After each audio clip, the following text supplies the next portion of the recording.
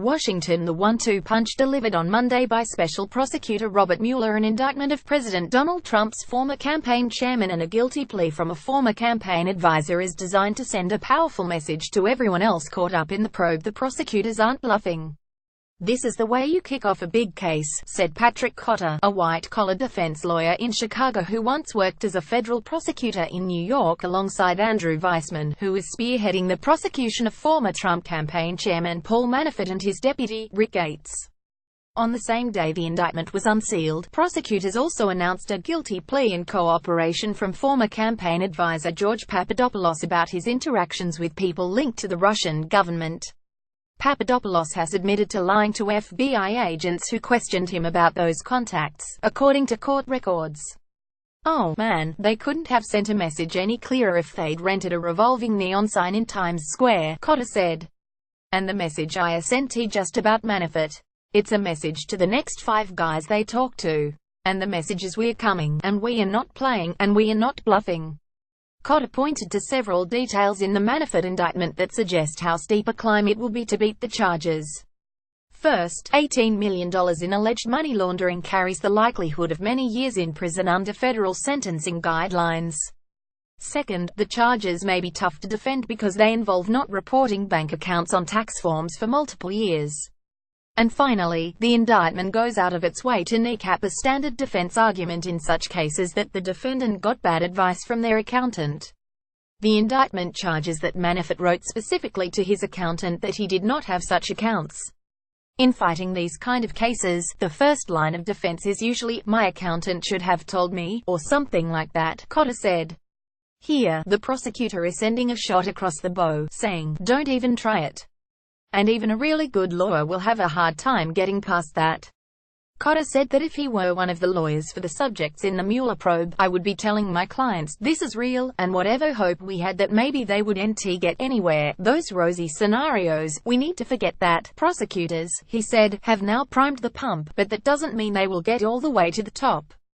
Robert Mueller photo app. As important as the Manafort indictment is, the Papadopoulos plea is a big deal, said Peter Zeidenberg, a former federal prosecutor with expertise in national security. That goes much closer to the issue of collusion.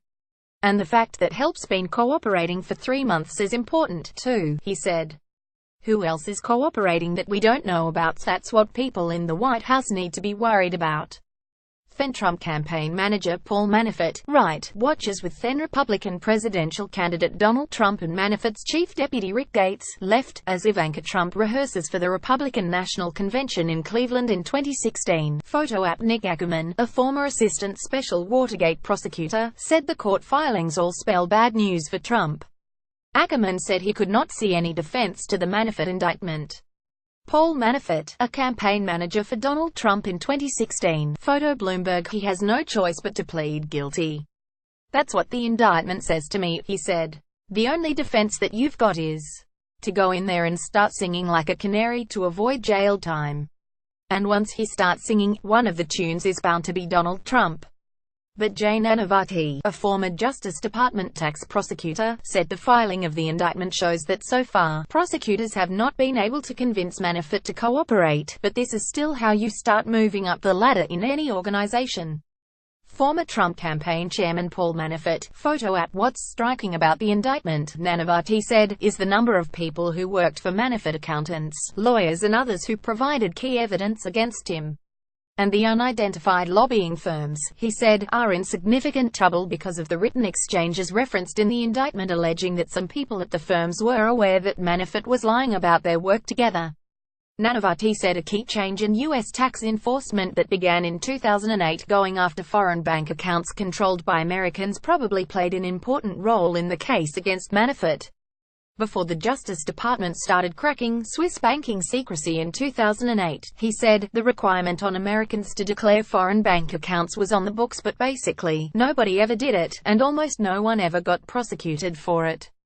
That changed in 2008, and tax return preparers started asking, George Papadopoulos, a former foreign policy advisor to U.S. President Donald Trump, has pleaded guilty to lying to the FBI as part of Special Prosecutor Robert Mueller's investigations. Photo Twitter. George Papadopoulos. With the decline of bank secrecy, Nanavati said, crimes such as tax evasion and money laundering through foreign accounts became harder to hide. Washington Post.